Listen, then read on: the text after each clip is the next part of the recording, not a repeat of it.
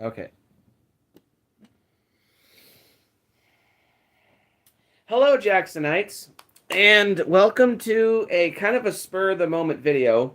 Although I've had the idea for this rattling around in my head for a few weeks now, but something's come to my attention that has spurred this video on to priority number one. So, I've made it very clear on my channel over the years I am not a big fan of Batman. Um, I have a very complicated and tumultuous history with the character of Batman. Um, I find Batman to be the number one most overrated superhero in the entire comic book medium. Uh, Everywhere I look, as a fellow superhero fan, uh, it's been a very frustrating experience at time seeing everywhere I look people say their number one favorite superhero is Batman. If I had $1 for every time I've heard or seen somebody say Batman is their favorite superhero, I'd be a rich man. Um, I truly do find Batman to be extremely painfully overrated. And it's been very difficult to sometimes stay a superhero fan because my dislike of Batman is so strong. That's not to say that there haven't been Batman projects over the years that I have liked. And I think I have come to the conclusion that, while I do sort of like Batman, at the same time, I also don't. I like Batman when Batman is by himself. I like Batman when Batman is just in Gotham City fighting his villains with his fellow members of the Bat family. Robin, Nightwing, Red Hood, Huntress, um, so on and so forth. Damian Wayne, Ra's al Ghul, Talia al Ghul, Bane, all those villains and characters. When Batman is just in his mythos and his domain, I do like Batman. But when Batman is intermingled with other superheroes, namely the Justice League, I will always maintain I strongly do not like Batman being a member of the Justice League. I do not think he should be part of that whatsoever. Not to sound like one of those people, but because he's not really a full, like he's not a metahuman in terms of DC lore rules. Um, like you have characters like Superman, Wonder Woman, Martian Manhunter, Captain Atom, Plastic Man, uh, the Flash, um, Green Lantern, all these various incredibly powerful superheroes over the years that have come and went to the Justice League. And then there's Batman sitting there, and to me, he's always been the odd one out. He's always stuck out like a sore thumb whenever he's part of the Justice League. I can maybe kind of get behind Batman and Bat characters if they're a member of the Teen Titans, because the Teen Titans are not nearly as strong as a team of characters as the Justice League, and also the Suicide Squad as well. But yeah, my relationship with Batman is very complicated. There have been Batman projects over the years that I have liked. Like I love Batman Beyond. There are times when I do like Batman the Animated Series, but I think that's also a very overrated show. And I love Ben Affleck as Batman. I did like the newest Batman film. Yeah, Edward from Twilight is a weird choice for Bruce Wayne slash Batman, but I thought it worked. And that's why when I look at my news feed this morning, November 11th, 2022, I discovered that the legendary Kevin Conroy has passed away. at the age of 66, finally succumbing to his long fight with cancer. Um, I'm sure a lot of people know. But for those who don't know, Kevin Conroy was the man who's voiced Batman since Batman the Animated Series. He's not the only voice actor for Batman over the years, but he's definitely the most well known and the most famous and the biggest fan favorite voice actor.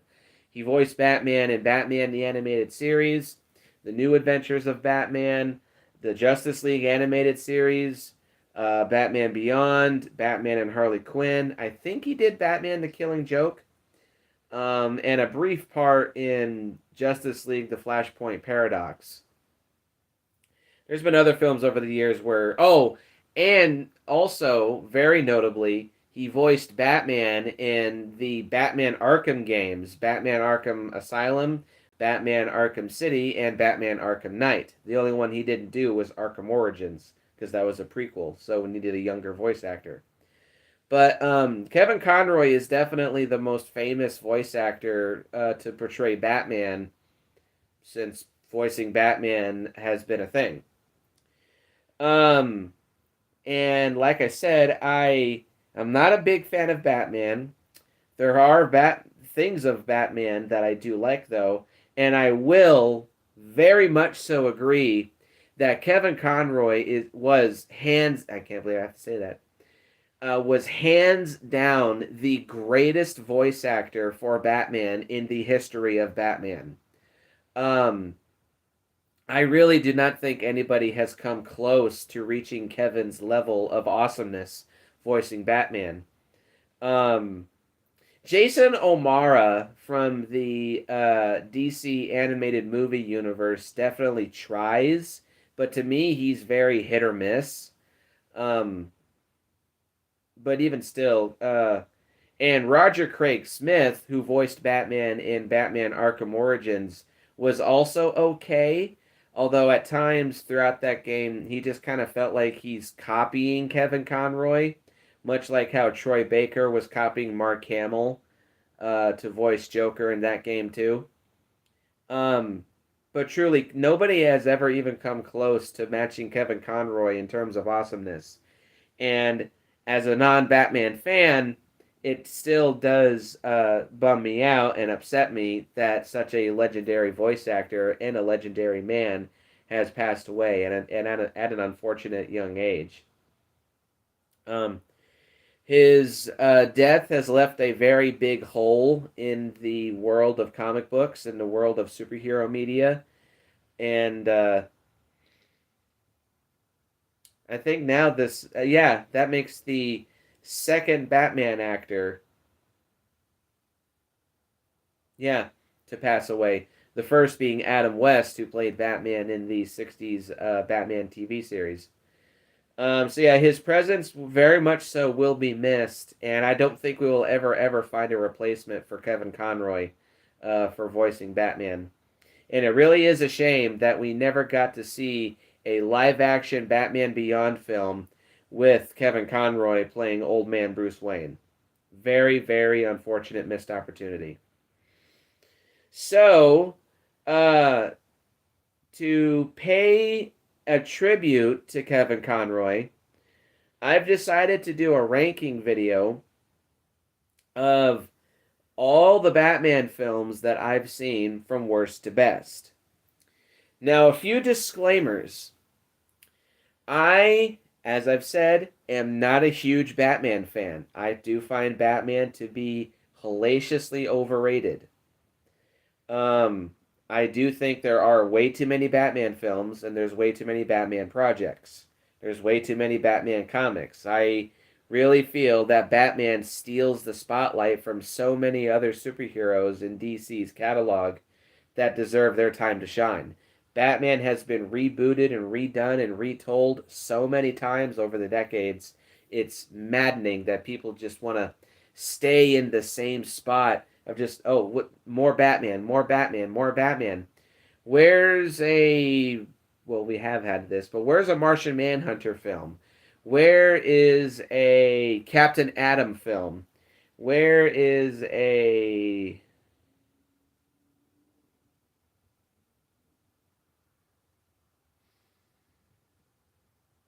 Well, other superhero. Well, like no, yeah, like where's a Green Arrow film? Where's a Cyborg film? Uh, where's a Green Lantern Corps film? Where's a Wonder Girl film? And well, yeah, that's Wonder Woman. I think that's also Wonder Woman, but it might also be Wonder Girl. Where's a live action Teen Titans film? There's so many other DC superheroes in DC's catalog that either deserve their own show or a film, but it just seems like everybody just wants to stay in the realm of Batman, and it's insanely frustrating. So I am not a huge fan of Batman, or I'm not a huge fan of Batman. So my list is going to be very controversial. I can already feel this coming. It's going to be very controversial, very um, going against the grain, very non-traditional. Well, as Shawnee Boy here is saying, now that James Gunn is the head of DC, I do see the DC universe expanding a lot more on film. Hopefully, he does get. Oh, like where's another one? Where's a Hawkman or a Hawk Girl film?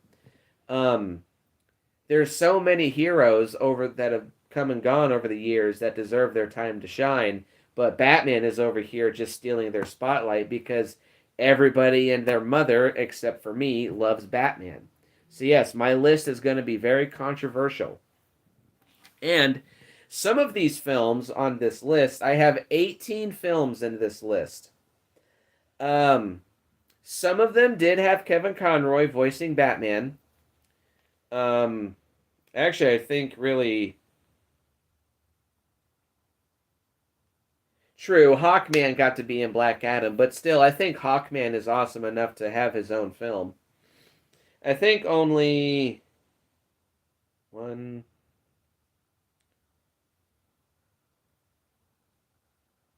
two, three films in this list I have here had Kevin Conroy voicing Batman. And my opinions on a couple of them are very controversial. I can already feel it. But with me ranking these movies so low, it is not in any way me speaking badly towards Kevin Conroy. Kevin Conroy did do a phenomenal job voicing Batman in all three of these films. So in no way is it me speaking bad about the. In no way is it me insulting the dead. Not in the slightest. He had nothing to do with why I may have liked or disliked these. Well, if I like them, it's an added bonus. But he has nothing to do with why I may dislike or like these films. I promise. This is not me coming on here and insulting the dead. Um, and finally, um, I haven't seen every Batman film. It's funny how, well, I own 14 of these films. I have, of course, seen all 18. It's funny how I say I'm not a big Batman fan, yet I own 14 Batman films, plus Batman Beyond and Justice League the Animated Series, which, of course, Batman is a big key player of. So it may seem like I'm not a big Batman fan, even though I own a lot of Batman shit, and I love the film Joker, and I just started playing the Batman Arkham series for the very first time. Fun game so far. This is not me being hypocritical, and I've been thinking about doing this video for quite a long time. But I know it may seem weird that I'm doing a tribute video right after the death of one of the most beloved figures in Batman history. But I feel like it's as good a time as any because I'm paying my respects to an actor that I greatly admired and I greatly liked. So, yeah, this is my tribute to the beloved Kevin Conroy. May he rest in peace, and I hope his family is able to get through his passing as well as they possibly can. But certainly, Kevin Conroy's presence will be greatly missed. And once again, I reiterate, this is my list. This is my opinion. These are my views. These are my thoughts on how I rank these Batman films. I am a very non-conventional Batman fan. So I strongly ask that you keep it civil in the comments section. Please. Hold on.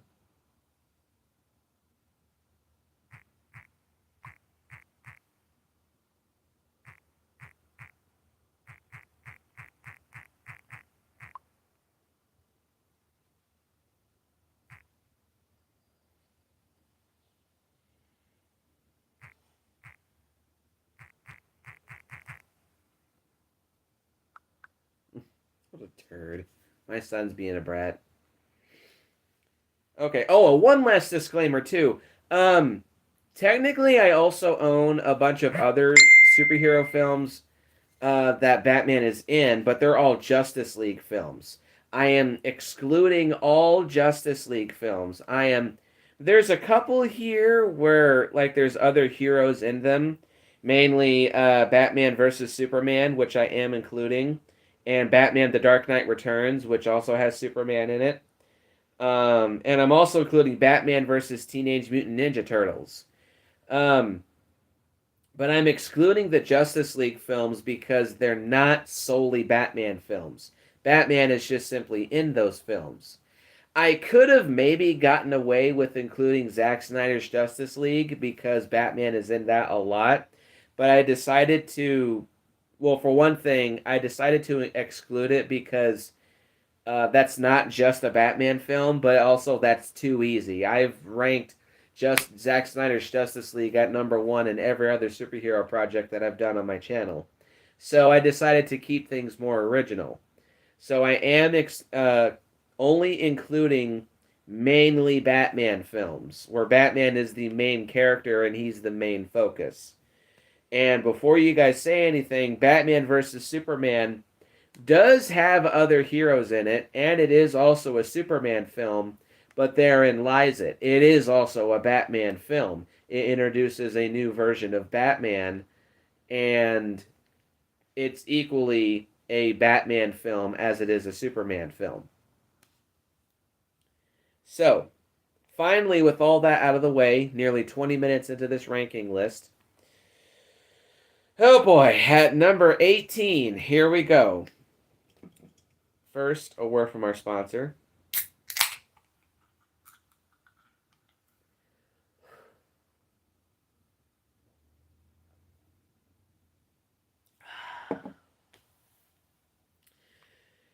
At number 18, the worst Batman film that I have ever seen in my life. Solo Batman film, because I like Justice League Dark even worse than this movie. But purely as a Batman film, at number 18 is Batman Year One. I did not like this film whatsoever. The only thing I did like about it was Bryan Cranston voicing a young Commissioner Gordon. I find it so odd with Batman Year One that people criticize it because it's too close to the comics. I find that to be a very asinine criticism.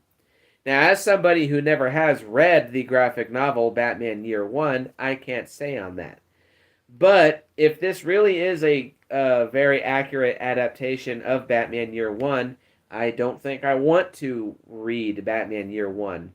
Because the biggest problem that I have with this film, two problems.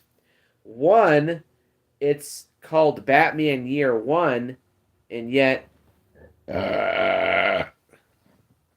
Batman himself is not in the film very much. But the main issue I have with Batman Year One, man, is this a piss poorly short film. It's slightly worse than Son of Kong. It's only an hour and 4 minutes. That is simply not enough time to make a good movie. It's just not, no matter what you do. The animation is fine. The voice acting is fine, and the couple scenes of action in the film are decent. But I watched Batman Year One, and I got absolutely nothing out of it. I can't believe I tried to review it as part of my original superhero binge series. Why? Batman Year One just sucks. At number 17, this is a. Well, okay, I'm just also going to give a disclaimer. After this, the next five installments are going to turn some major heads. My top five are also going to turn some major heads, too. And number 17 is Batman Mask of the Phantasm. I hated this movie. Did not like this movie in the slightest. Literally the only thing I did like about it is Kevin Conroy voicing Batman. That's the only thing I liked about it. Other than that, I found the prequel elements to be very uninspired and very slow and boring. I do not think the Phantasm is a very good villain. I didn't much care for the twist that, oh, Phantasm was a female this whole time. Um, didn't like the story. Didn't like the action. I just do not like Batman Mask of the Phantasm. This is a kind of a big fan favorite Batman film, and I just wasn't a fan. Literally, the only thing I liked about it was listening to Kevin Conroy's voice. That's it. At number 16 is Batman the Killing Joke. I have actually read the original graphic novel written by Alan Moore. Funny, Alan Moore considers it to be one of his least favorite. Actually, I think he considers it to be his weakest work of his entire resume of comic books. I have to agree. I was not a fan of that story whatsoever. It just felt pointless. So, The Killing Joke, I am aware, is obviously not the closest adaptation of the graphic novel. All of the stuff between Batgirl and Batman at the beginning is not in the original story. What's ironic, though, is that's the stuff I like. All the original Batman Batgirl stuff in the beginning, before they actually start adapting the comic, that's the stuff I like. But when they start adapting the Killing Joke comic, that's when the movie sharply goes downhill for me. Also, for Batman the Killing Joke being the very first DC animated movie to receive an R rating, it did not deserve it whatsoever. I thought the film was very, very tame. The scene when Commissioner Gordon is subjected to all those photos of Barbara being violated after she's been paralyzed, that scene is pretty hard to sit through, and that probably is what earned the film an R rating. I still found it to be very tame for what this movie is trying to do. The main reason I don't like this movie, well, for one thing, it does feel like a big retread of Batman Mask of the Phantasm by the end, because both films end very ambiguously, and they both end at an abandoned carnival. It just felt like they were retreading ground. I believe Kevin Conroy voiced Batman in this film, and he does a fine job as always. And Tara Strong, who voices Batgirl, also does a very good job. But this movie nearly had me pulling the hair out of my head. I just did not dig this movie at all.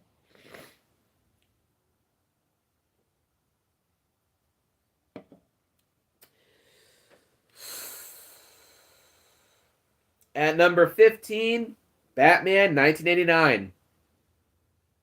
I don't like this movie. I'm sorry. I know that Batman 89 is a huge fan favorite Batman film. I don't dig it. Don't really dig it at all. I find the story to be very, almost kind of incomprehensible at times. Its pacing is all over the place. Uh, it feels way too prototypey. I know a lot of that wasn't intentional. Mainly, I'm referring to. I know this has become a meme. Uh, like the rubber suit Batman syndrome, where the bat suit was so stiff that Michael Keaton couldn't really turn his head, so he had to like turn his body so that he could look from side to side. I know that has become a funny meme over the years, and it is funny, but Jack Nicholson as the Joker is, but also isn't good. um, I don't really have many thoughts on Batman '89. I just don't really dig the film. It's one of my least favorite Tim Burton films, hands down. Um, except for the music. I do like the music, but I just do not dig Tim Burton's Batman. So this one is going to be the biggest one that turns heads. At number 14, The Dark Knight. I despise this film.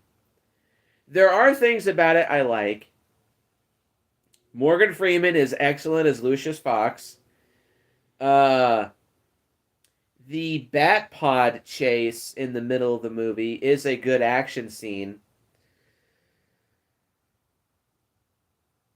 The main thing is the very first time we meet the Joker, with the magic trick making a pencil disappear scene, and the very first "you want to know how I got these scars" scene. Those are good moments, but everything else around that, this movie is dull. Dull, boring, slow, tedious, and just painfully mediocre at times. The Dark Knight, in my opinion, is one of the top 5 most insanely overrated movies I have ever seen in my life. I really tried. Last year, I watched the Dark Knight trilogy for the very first time, back to back. And I really tried with this movie. I just didn't dig it. It did not capture me. A big part of it is just because you're trying to sell Batman to somebody who's not a Batman fan. And I just do not like how the Christopher Nolan Batman films execute their superhero world. They're just too realistic to be entertaining. And I think this one suffers the very most of it. So, yes, I do think at times Heath Ledger is good as the Joker, but I just don't think he's as great as other people say it is. He has moments when he's really good, but then there's others where it just doesn't really blow me away. I'm sorry. I like Mark Hamill, and also I'm just not a fan of the Joker. I find the Joker to be even more overrated than Batman. There's other Batman villains that I like way more than the Joker, and it frustrates the hell out of me that Warner Brothers and Batman fans just constantly feel the need to cram the Joker down your throat. It's just insanely frustrating for me.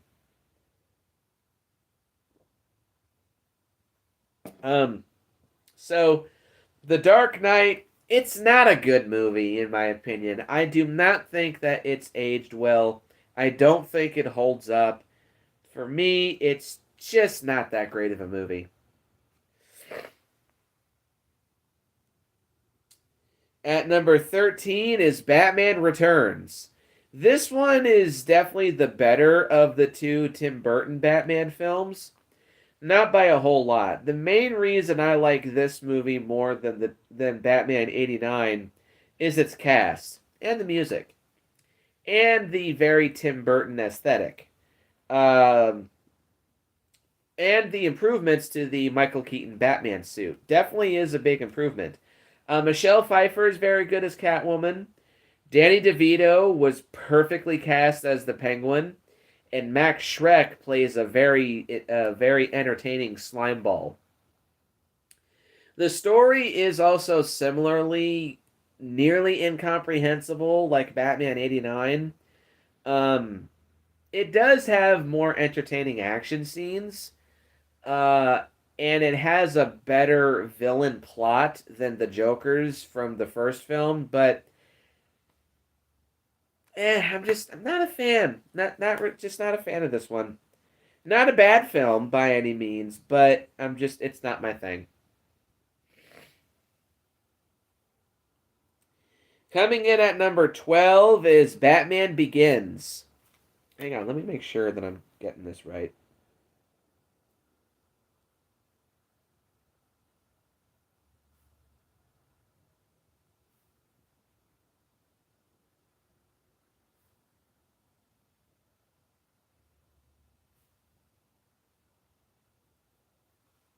Oh, I guess it's 19 films. So excuse me, guys. Let me make a quick minor adjustment here.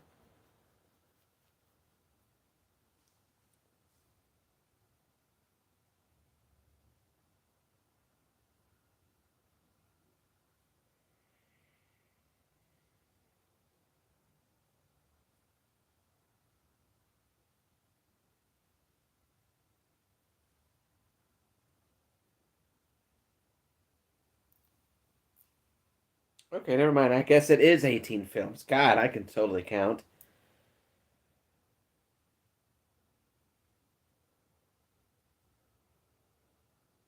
Yeah, 18. So at number 12, I got it right. Yeah, Batman Begins. I like this one because it is a very good adaptation of Batman's origin story.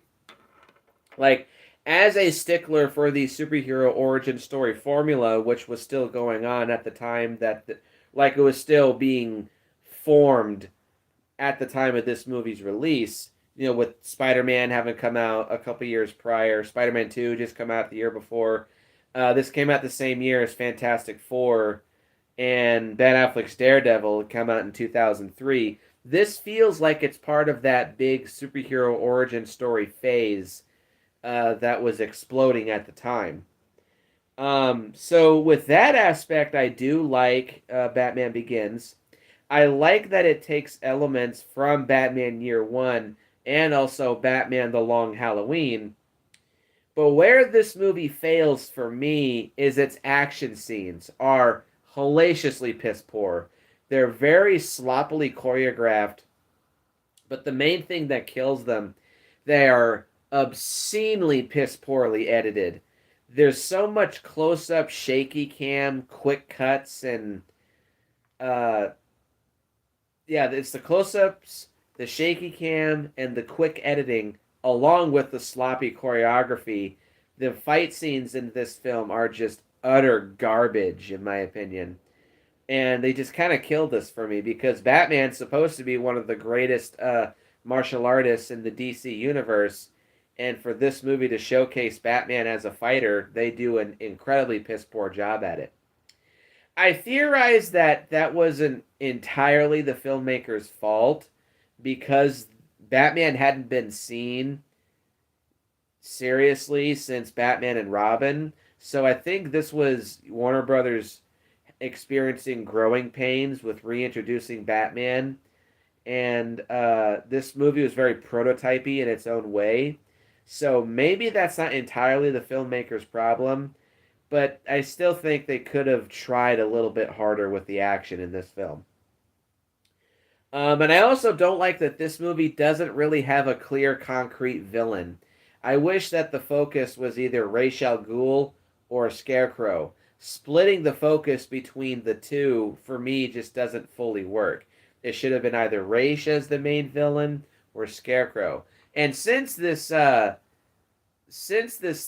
takes elements from Batman: The Long Halloween, I think they maybe should have focused more on Scarecrow as the main villain. But still, Batman Begins. It's not a terrible film, but it's just too prototypey to be really fully entertained or to be fully entertaining. but it tries. It's a good effort. Coming in at number 11 is Batman Under the Red Hood. I don't hate this one. I like its voice cast, mainly for Neil Patrick Harris as Nightwing and Jensen Ackles as Red Hood.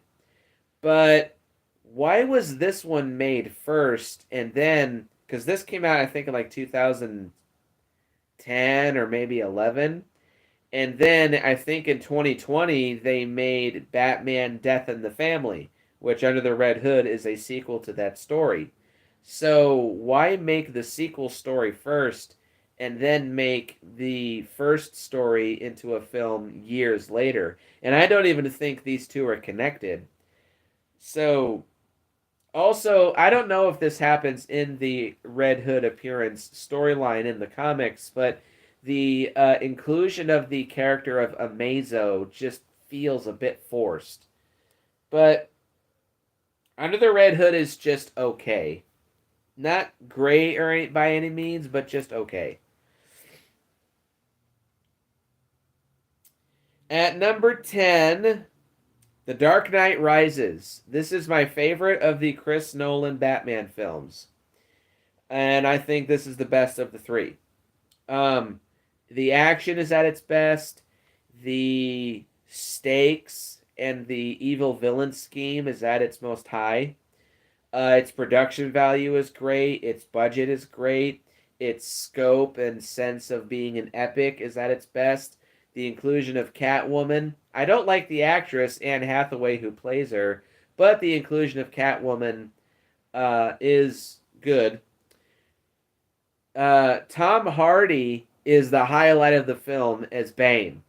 Bane has always been my favorite Batman villain, and it frustrates the hell out of me that we've only gotten one movie version on-screen appearance of Bane over the years. Well, actually, no, two. And this is the better of those two, way better. But I just wish Bane was a more heavily featured Batman villain instead of the Joker. The fight scene when Bane breaks Batman's back halfway through the film is the best part of the movie, hands down. Yeah, this is just everything that is good about the Chris Nolan Batman films. There's not that many, but this is everything that's good about the previous two cranked up to level 10.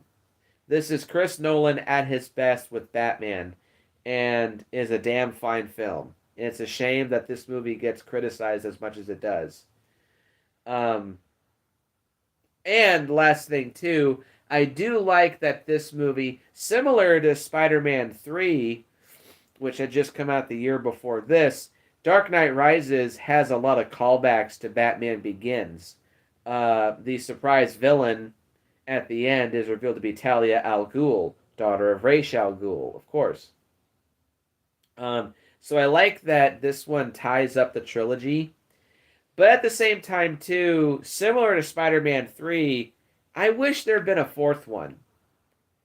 I feel like a fourth film would have been a much better ending to this story. Because the ending in this film, I don't know. Well, I know that Warner Brothers offered Chris Nolan to do a fourth film, but he decided against it. And I do like that this film does shoot all of its bullets. But still, I feel there could have been more done with this series. Leaving it at 3 movies just feels a bit lacking for me. But still, Dark Knight Rises is a good film. It is very entertaining. It's very tense. It's very gripping. And it's definitely epic. So that's enjoyable.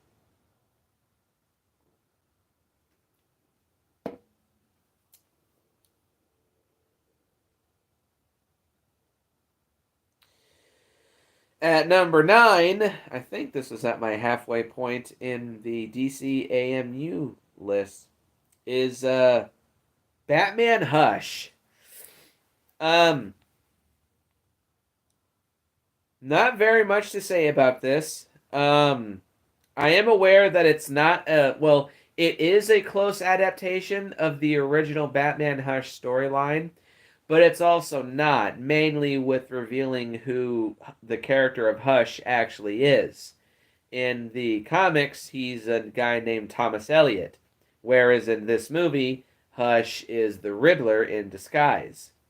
But for this series and this continuity, I actually think having the Riddler as Hush makes more sense. I do also like more appearances of lesser known Batman villains, like Bane is in this. The Joker is thankfully not shoved down our throats because in this series, Joker is almost non existent, thank God. Um, there's Clayface. Batman fights Superman at one point, controlled by Poison Ivy. And there's a really good partnership and romance between Batman and Catwoman. Therein lies another problem, though. Catwoman's departure at the end of this feels very forced and out of left field and kind of like a spit in the eye. But Batman Hush, I think, is a fairly entertaining film. Um, Not the best, but still, it's alright. At number 8, we have Son of Batman. A very good introduction to Damian Wayne. A very good start to Batman and Damian's role as Robin's tenure. Uh, a good appearance of Man-Bat. And some good fight scenes between Damian and Deathstroke. Not much to say about Son of Batman. Still, it's a fun flick. And right next to that, at number 7, is Batman versus Robin. The best aspect of this movie is, of course, the conflict between Batman and Jason O'Mara. And also the introduction of the Court of Owls. The Court of Owls storyline from the New 52 DC storyline, I think, is some of the best Batman stuff to come out in the last 20 years. That stuff is brilliant. And this movie adapts elements of the Court of Owls very, very well. Tasty.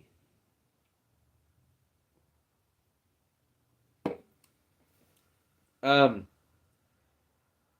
the fight itself, Batman and Robin fight only once in this movie, but they are butting heads and mixing like water and oil for a good chunk of the film. So even though they fight only once, because they're butting heads all throughout the movie, it does live up to its title of Batman versus Robin. And of course, the final fight with Batman and Nightwing versus the Court of Owls at Wayne Manor is fucking spectacular. Especially the final fight with Batman versus Talon. It's spectacular in my opinion. So lots of really good action, good animation, and a very gripping and creepy storyline. So Batman vs. Robin is a very solid flick.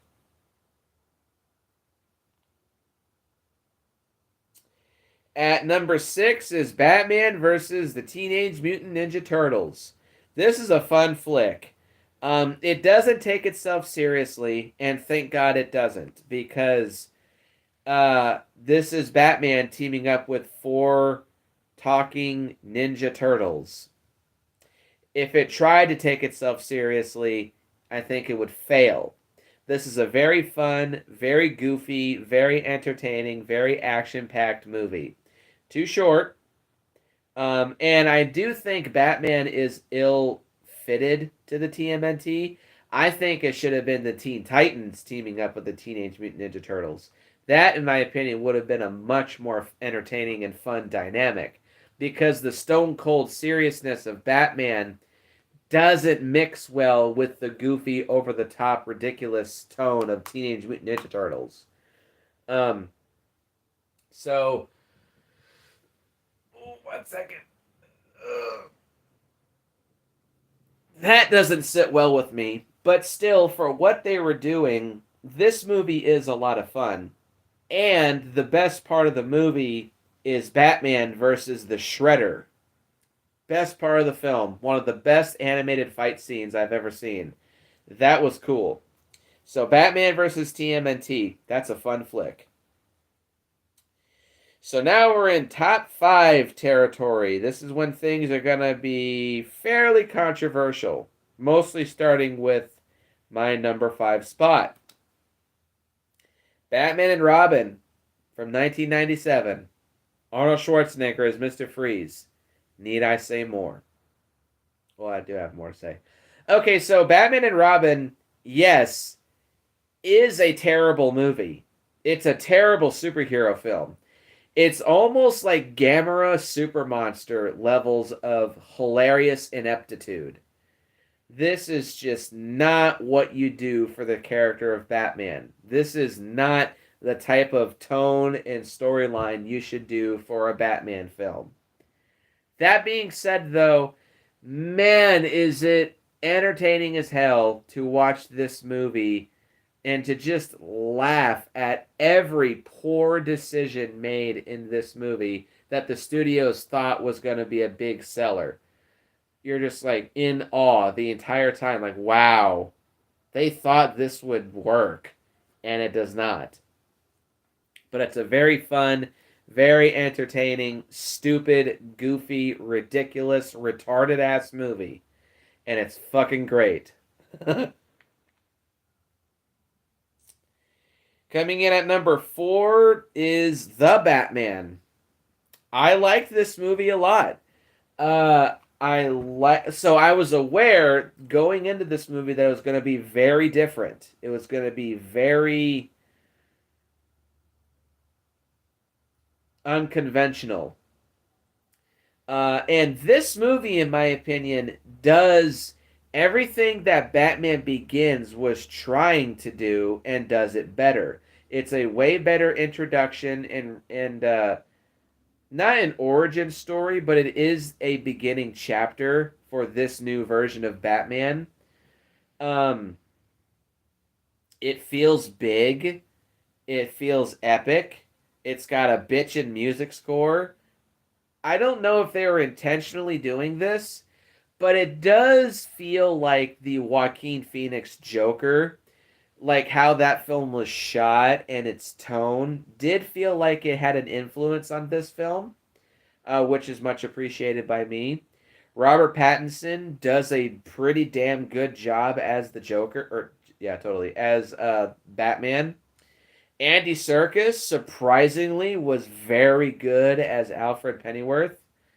I wasn't a huge fan of this version of the Riddler, but I do like that they were trying to really stay away from traditional Batman tropes. Like, Joker is barely in this movie. This movie takes itself pretty seriously. And I appreciate that while I don't think they were necessarily ripping off this movie, they were definitely trying to focus more on the fact that Batman is the world's greatest detective, because this movie feels like it took a lot of inspiration from the film Seven, which is much appreciated. I have a couple problems with it. The third act goes on a little too long. Like, I feel it drags toward the end of it. Catwoman, I feel, was kind of a pointless addition to this film. Her actress does a good job playing her, but she still just felt kind of extraneous. This should have been a purely Batman focused film, which it is, but having Catwoman here, she also kind of takes the spotlight away from Batman, mostly just for Batman and Catwoman shippers to stroke off to it. And the biggest problem that I have with this movie, even though this movie is pretty dark and violent, it should have been R-rated. That's it. That's really the biggest problem I have with it. But other than that, and the other two things I mentioned, those are mainly just nitpicks. But other than that, The Batman was a very surprising film. It was a very pleasant surprise. It's very well made. It's different, but it still feels like a Batman film. So kudos to Matt Reeves. He was really trying with this movie. And I do look forward to at least two. No, I want three sequels because I want to see Robert go up against Bane at some point. Although that was another little nitpick I have. There wasn't quite enough action for this film for my tastes. But the rest of the movie makes up for it. At number 3 is Batman and Harley Quinn. This is a fun-ass, entertaining movie. It's too short. That's the only issue I have with it. It is way too short. This should have been 2 hours long. Just watching Batman, Nightwing, and Harley Quinn be a very unconventional team taking on Poison Ivy and Floronic Man and all their shenanigans that they have, like working together as a team. It's a lot of fun. Kevin Conroy, of course, does an amazing job as Batman. Melissa Roach, I think her name is. She does a great job as Harley Quinn. It does force Swamp Thing pretty badly by the end of the film. But still, other than that, this movie is a fun, entertaining, hilarious romp. This one I liked. Man, was it a very pleasant surprise. And it is also one of those movies that me and Meadow can sit down and enjoy because I introduced her to this film. I think this actually was the very first film I ever bought for Meadow as a present. Good on that.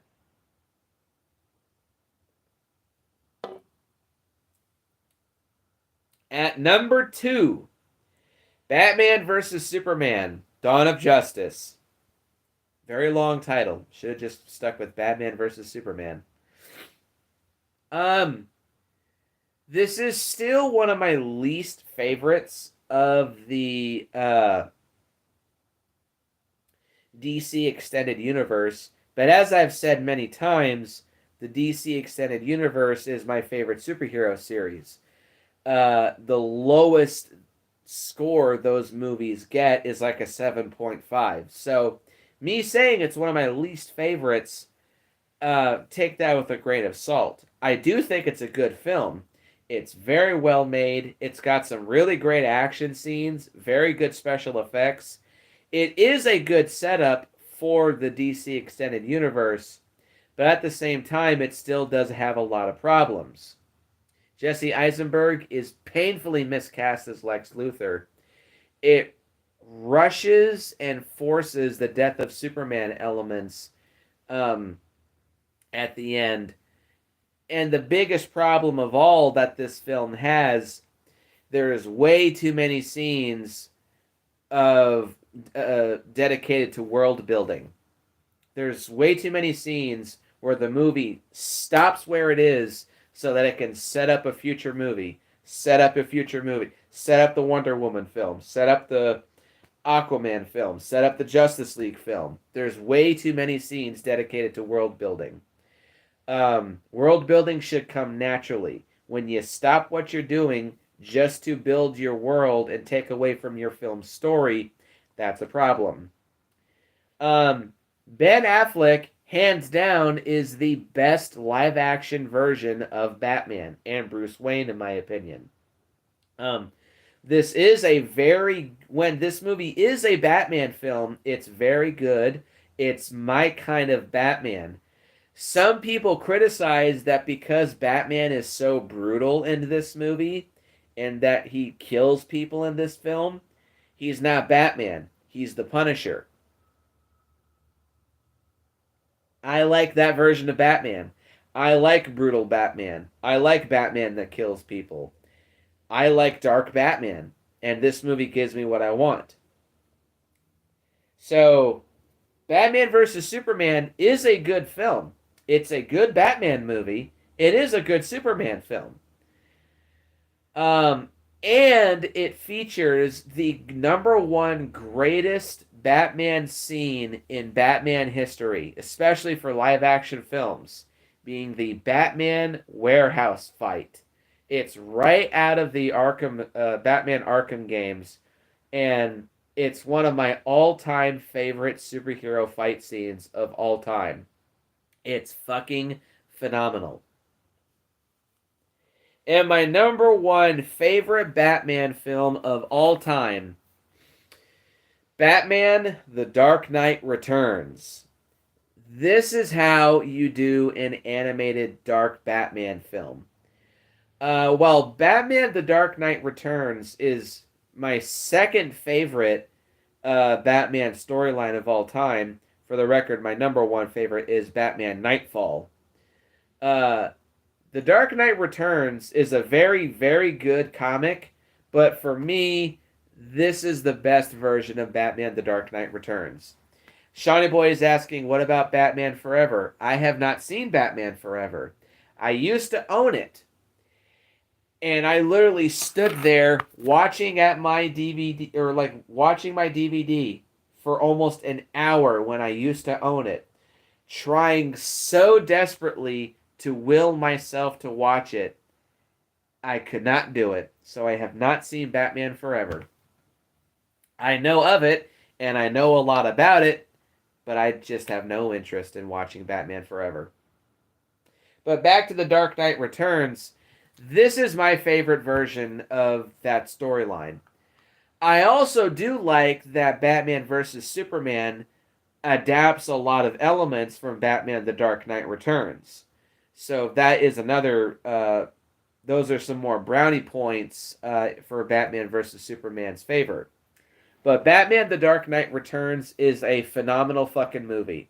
Specifically, I'm talking about the deluxe edition of The Dark Knight Returns.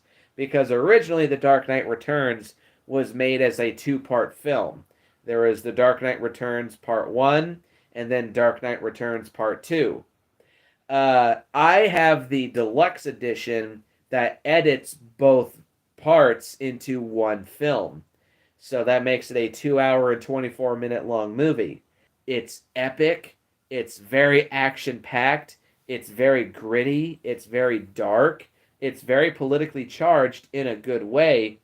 It's very heavy. And above all else, it's just entertaining as fuck. Well, the art style I'm not a huge fan of. Like, I don't really like how almost all the characters throughout the movie have gigantic chins. Like, what are these, Bruce Campbell? um, but and the voice cast for the most part is fine, but hands down the highlight is Peter Weller as Batman. Kevin Conroy is the greatest voice actor for Batman of all time, but I do think Peter Weller is a different example. Like, there's been a lot of one-offs of people voicing Batman throughout the years, too, and of those one-offs, Peter Weller is the best. Of the recurring ones, like, specifically, Troy Baker has voiced Batman a couple times, as well as Jason O'Mara. But Kevin Conroy is, of course, the best voice for Batman recurring over the years. But of the single examples where only one actor has voiced Batman, hands down the best example is Peter Weller. RoboCop, for Christ's sake, as Batman. A character that Batman had, or a character that RoboCop has a fair bit in common with. And I like throughout this movie that there are a couple nods towards RoboCop. How could you not? Because Peter Weller is RoboCop. And to answer Sean's question, I also have never seen the Adam West Batman film, Batman the movie, which was based on the show. I have no interest in watching that film because I just simply don't care. Although I do like Burgess Meredith as the Penguin. He's a good choice, but I can't stand the Penguin. Which also, for the record, I think he's the weakest element of the new Batman film.